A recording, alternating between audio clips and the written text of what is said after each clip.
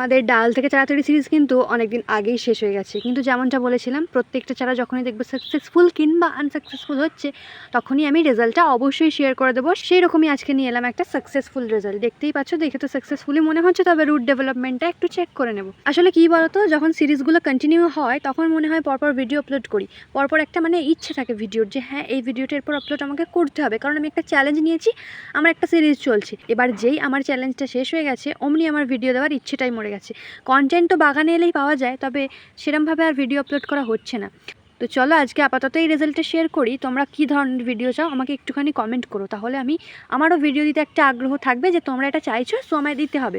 এটা ভেবে অ্যাটলিস্ট আমি ভিডিও দিতে পারবো, বাট তোমরা তো সেরকমভাবে আর কমেন্ট করো না, সেই জন্য ভিডিও দেওয়া আমার কমে গেছে।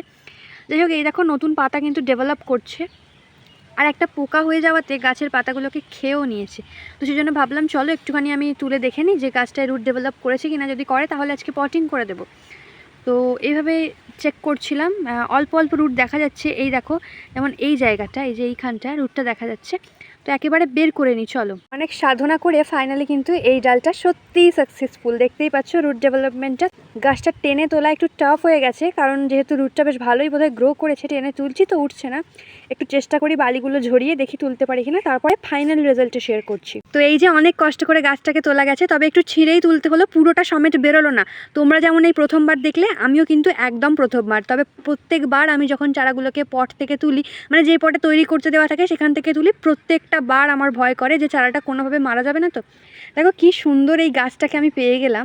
আমি তো ভাবতেই পারিনি এত সুন্দর। আসলে গাছটার নাম হয়তো সকলেরই মনে আছে, গাছটার নাম হলো অ্যারালিয়া। তো ফাইনালি অ্যারালিয়া গাছের ডাল থেকে আমি সাকসেসফুলি একটা সুন্দর হৃষ্টপুষ্ট ছোট্ট চারা তৈরি করতে কিন্তু পেরে গেছি। ভীষণ খুশি হয়েছি, এত সুন্দর একটা গাছ এবার থেকে আমার বাগানে বড় হবে। গাছটা কলেজ থেকে নিয়ে আসা, ডালটা আর কি। চলো এইটা একটুখানি দেখি এর মধ্যে আরও রুট ছিল কিনা। তো এই যে এটাকে ভাঙলাম, তেমন রুট ছিল না, এই যে অল্প অল্প ছিল। ঠিক আছে, সমস্যা নেই।